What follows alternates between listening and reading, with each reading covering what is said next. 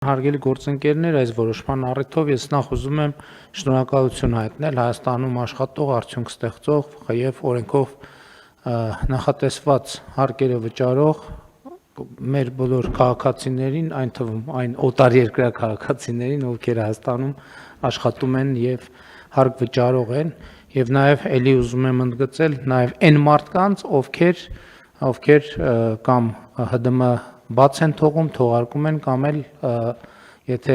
բաց թողները մոռանում են, ձեռքբերողները հիշեցնում են։ Ուզում եմ շնորհակալություն հայտնել նաև մեր թոշակառուներին, որոնցից արդեն ավելի քան 400,000-ը օգտվում է անկանխիկ առևտուր անելու այդ հնարավորությունից, որովհետև նաև առևտրի անկանխիկ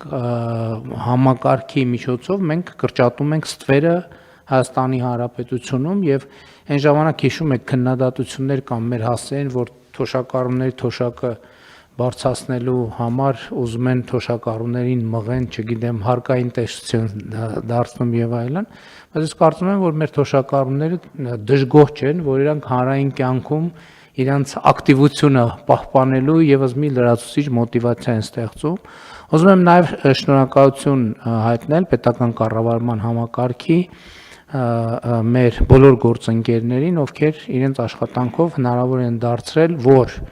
ի հեճուկս բոլոր կանխատեսումների 2025 թվականի տնտեսական աճը լինի ոչ թե 5.1%, այլ էականորեն ավել։ Եվ ես կարծում եմ, որ սա իսկապես չափազանց կարևոր որոշում է մեր սոցիալական քաղաքականության արդյունքները, ինչպես ասում են, կապիտալիզացնելու Հայաստանի Հանրապետության քաղաքացիների համար, եւ քանի որ մենք 2021 թվականին մեր ստանձնած պարտավորություն այս համակարգերով կատարում ենք այսպիսով, այսինքն նվազագույն կենսաթոշակը ավել է պարենային զամբյուղից եւ միջին կենսաթոշակը ավել է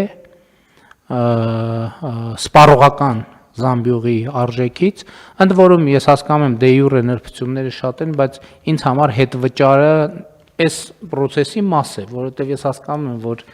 համակարգային առումով այդ տողերը ինչքան հնարավոր մենք սիրում ենք տես տողերը հնարավորինս շատացնել, ես սիրում եմ տողերը հնարավորինս քչացնել։ Այսինքն դա ինձ համար կարևոր չի վերնագիրը, կարևորն է նա, որ մարդը ստանում է այդ գումարը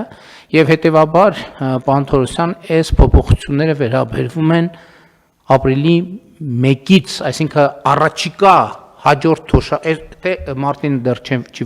արդեն վճարված է ապրիլին ստացվող թոշակը արդեն այս փոփոխությունները ներառյալ կլինեն։ Այս չէ, մարտինը չէ, հաջորդ թոշակը մարտինը արդեն վճարված է, պարոն վարչապետ, հենց ուղիղ ապրիլի 1-ին, քանի որ ապրիլի 1-ը աշխատանքային օր է, առաջի աշխատանքային օրը կփոխանցվեն փոփոխված չափերով արդեն։